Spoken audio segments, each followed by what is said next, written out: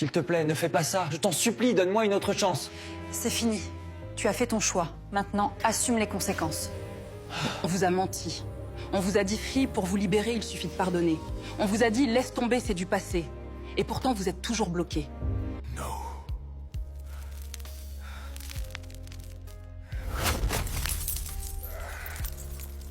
J'ai fait ce qu'on m'avait dit, j'ai prié, j'ai décidé de pardonner.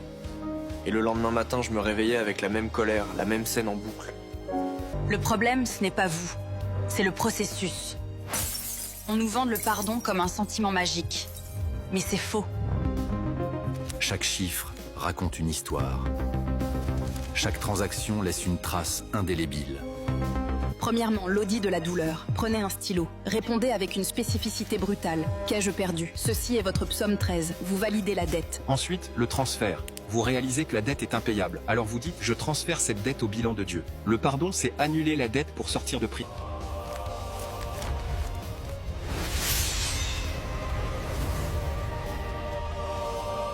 C'est la dernière étape, la plus importante.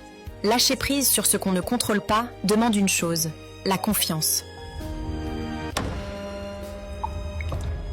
Le coût de ne pas pardonner est astronomique. C'est comme boire soi-même du poison. C'est laisser cette personne vivre sans payer de loyer dans votre tête. Votre futur reste l'otage de votre passé. Vous essayez de construire le toit sans les fondations. L'étape oubliée, ce n'est pas le pardon. C'est la lamentation.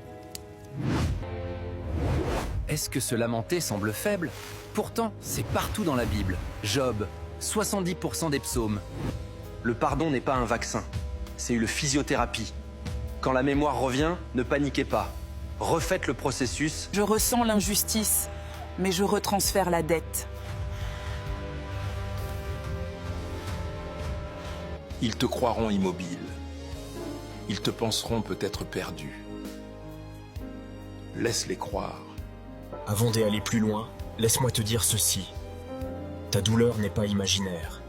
Ce que tu as traversé n'est pas un détail.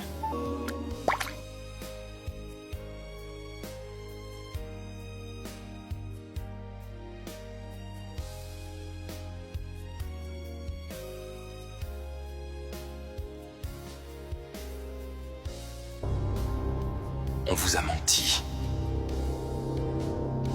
Le monde ne veut pas que vous sachiez une chose. Vous luttez contre l'anxiété, le stress, ce sentiment de découragement qui vous paralyse. J'ai créé un journal de lamentation guidé avec les 5 questions exactes pour faire cet audit. Le lien est dans la description. Cessez d'être un otage.